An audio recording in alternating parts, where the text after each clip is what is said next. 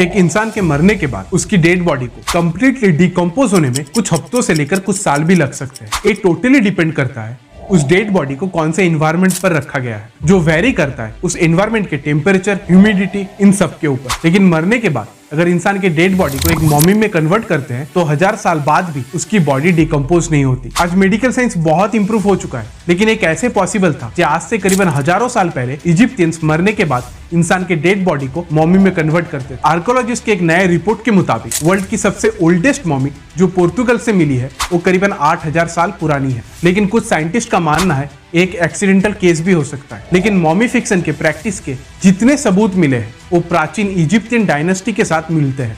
About 2600 BC, मतलब during 4th and 5th dynasty, Egyptians ने mummification की प्रैक्टिस शुरू कर दी थी। चलिए समझते हैं आज से हजारों साल पहले इजिप्टियंस कैसे एक डेड बॉडी को मॉमी में कन्वर्ट करते हैं।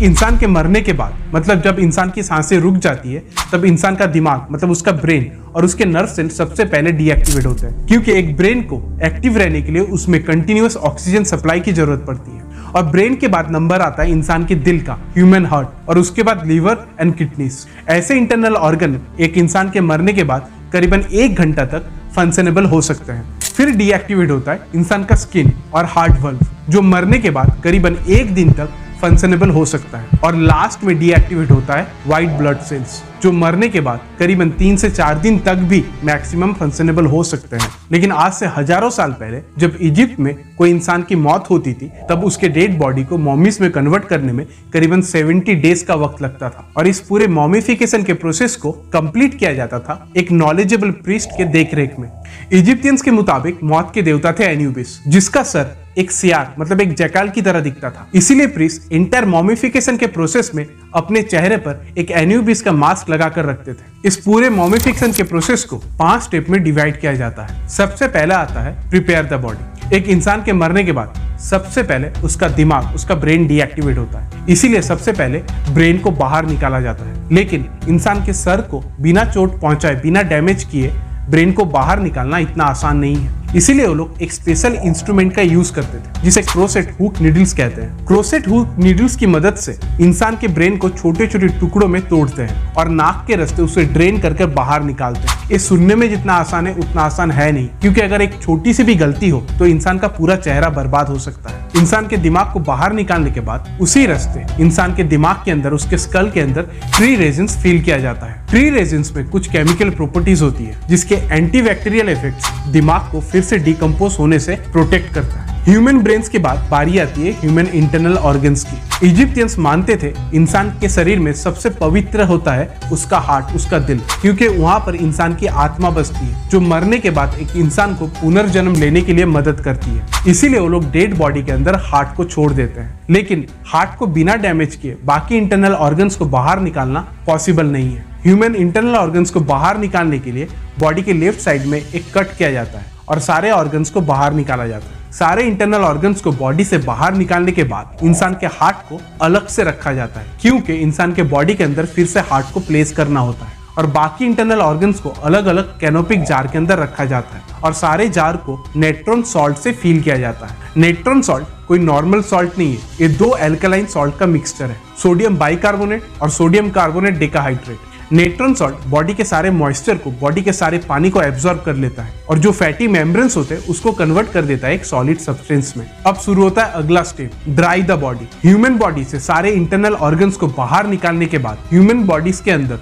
नेट्रॉन सॉल्ट की छोटी छोटी पैकेट बनाकर सील किया जाता है और पूरे बॉडी को नेट्रॉन सॉल्ट से ढक दिया जाता है और इसी हालत में बॉडी को रखा जाता है 40 दिन तक। जैसे नेट्रॉन सॉल्ट बॉडी के सारे पानी को एब्जॉर्ब कर ले और बॉडी का जो मास रहता है, जो आउटर फ्लेश होता है, वो प्रिजर्व हो जाए और बॉडी का स्ट्रक्चर भी मेंटेन रहे। 40 दिन बाद नेट्रॉन सॉल्ट को बॉडी से कंप्लीटली हटाया जाता है और शुरू होता है अगला स्टेप, रिस्टोर द बॉडी।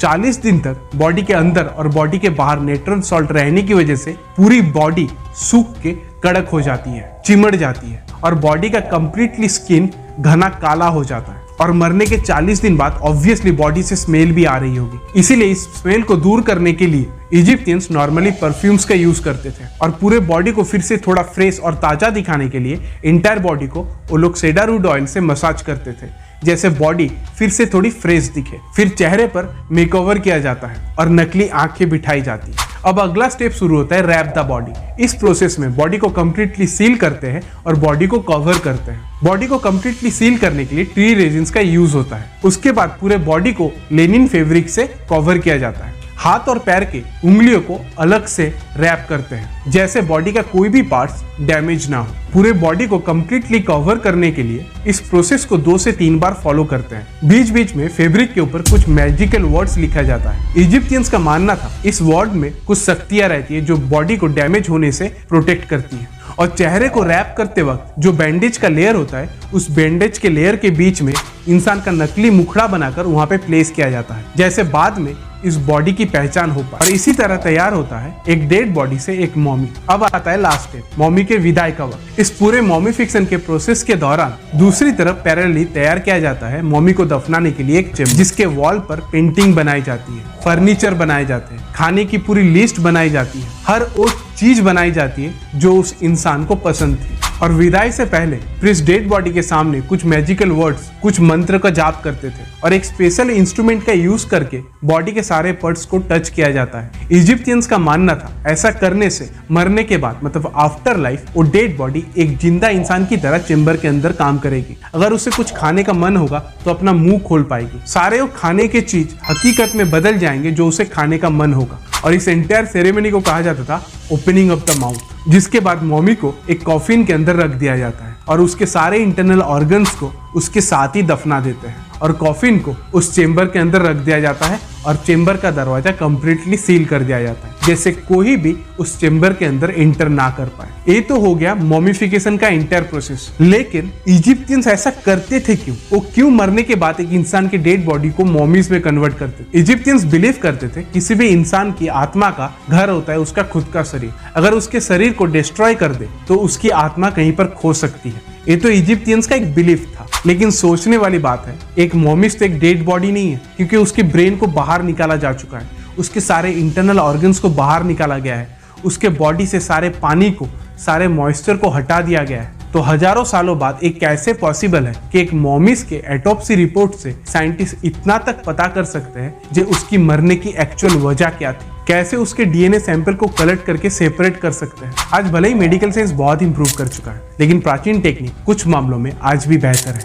आपका क्या कहना है? अपनी राय कमेंट बॉक्स में जरूर लिखिएगा। अगर आपको वीडियो अच्छा लगा है तो प्लीज इसे लाइक और अपने फ्रेंड्स और फैमिलीज के साथ शेयर कीजिए। और चैनल में अगर नए हैं तो ऐसे इन्फॉर्मेटिव वीडियोस के लिए प्लीज चैनल को सब्सक्राइब कीजिए। मिलते हैं अगले वीडियो में। Thank you.